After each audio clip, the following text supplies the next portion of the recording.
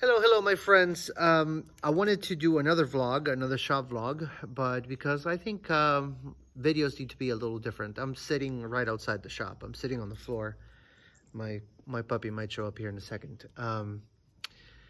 You can probably tell if you look at the back that it kind of looks dark back there, and it's because I'm trying to conserve some energy. As you might know if you follow me, my shop is solar, but we're having not that much sun, like just 2 or 3 hours of sun every day. And I'm trying to keep my batteries charged for using the machines, the tools. On the front of the Vogel repair, the one that I've showed countless times, I think I got it. This is going to be the fretboard. I was just cleaning it up. I was just drilling these holes, and this is going to be it. I went for the standard 6.35 millimeter thick fretboard, but I'm happy with this choice of wood because this stuff is hard, very, very hard. So I think this is going to help stiffen the neck quite a bit. And I think I already explained this before. I'm going to put it here in the video too, in case you're wondering what I'm doing. In order to get a nice straight neck, I'm going to add a veneer, maybe 2 millimeters or so to the neck, maybe 1 millimeter. Because I'm going to use medium jumbo frets, I think. So that I can get good low action and I can get a straight fretboard, which is ideally what you want. But what I wanted to talk about in this vlog is an unusual thing that has been happening here in my shop for the last couple of days. I normally don't do that many repairs.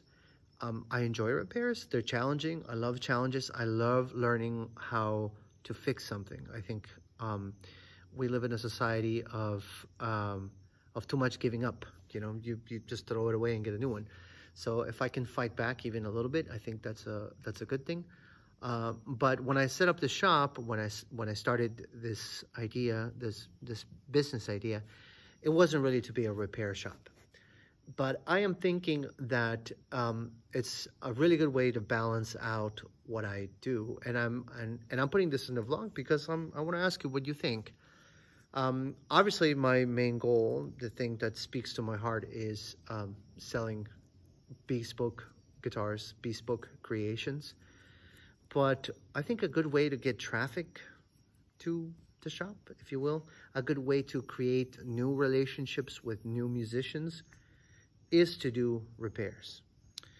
So it's happening organically. I'm not announcing anything anywhere. It's just kind of happening.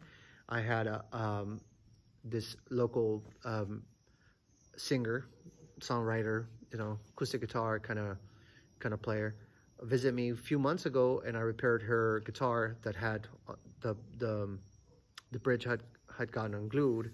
But then she's connected me to all these other people, and I already repaired a violin the other day. And then yesterday I repaired a bass that had the typical hump on the neck where the neck meets the body.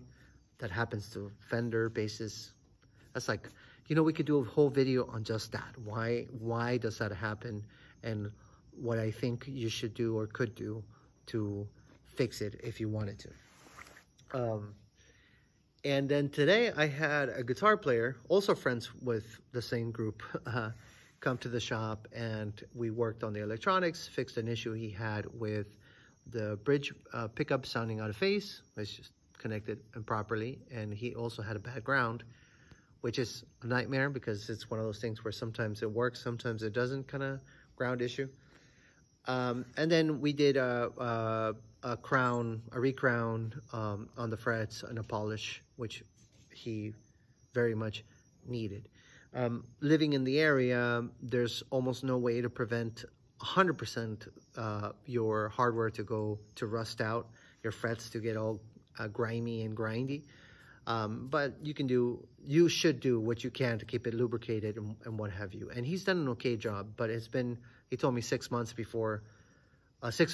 since he's been to a technician to look at his guitar.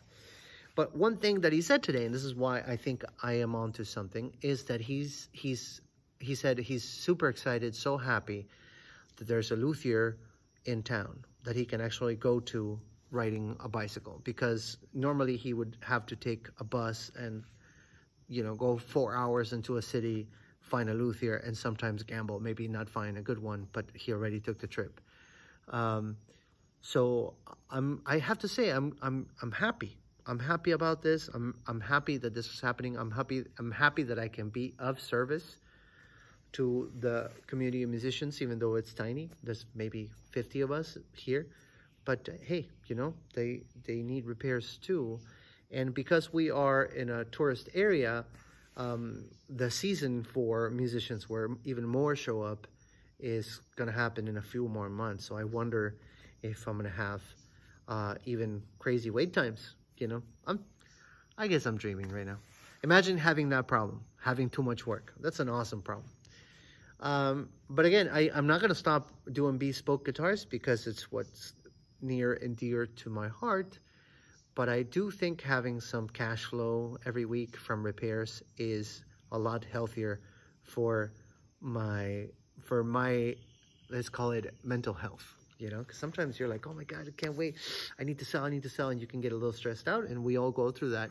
But, you know, doing a repair here, 20 bucks, 40 bucks, 30 bucks, you know, I think that's a lot easier. It's a lot easier to make $20 than to make $1,000, you know. But I'm interested to know what you think about this. Do you think that custom bespoke builders should do repairs, or they should just stay away from those, leave those to the technicians, you know, to the guys that specialize on repairs? I know there are some really awesome dudes out there doing both, but it seems to me that even though they can do both, they end up specialized in one thing or the other. Dan Erlewine comes to mind. He is an amazing luthier. If you know about guitar repair, I'm sure you know about the guy. He's the StewMac guy. He's the old man that everybody loves. And he was a custom builder, and then he became the best repair guy available. And even though he still did custom builds, and even he's retired, I think, right now, so maybe he doesn't do them anymore. It wasn't his bread and butter. So I guess my point is maybe you just got to pick a lane. I don't know. We'll see what happens. But today I'm dreaming big. I'm imagining a situation where I got a lot of work, and I think that's a good thing. At any rate, I'm going to call it a day. I don't want to spend more of my battery power. The energy crisis in Ecuador continues. So we won't have electricity back until 8 p.m. tonight, and we'll only have it for a few hours before it goes out again. So I'm going to take that time to do some more charging of things and maybe cook something for me and the wifey. But that's going to be it for this vlog. If you are new here and you just happen to find me, please check out the channel. Check out what I'm doing. Check out the guitars that I'm building. Maybe I'll earn your thumbs up, maybe, or even earn a subscription, and that would be amazing. And if you are on Instagram, look me up, Cordovez Guitars. I'm always doing lives on there. I have one in Spanish and one in English. The MenO Meninsky is my Spanish one, and Cordovez Guitars is in English. That is a little more the business, and MenO Meninsky, it's a little more me, I guess you could say. But that's going to be it for this vlog of mine. And yeah, thank you for listening. Thank you for listening to me rant about. Take care, and hope you have an awesome day.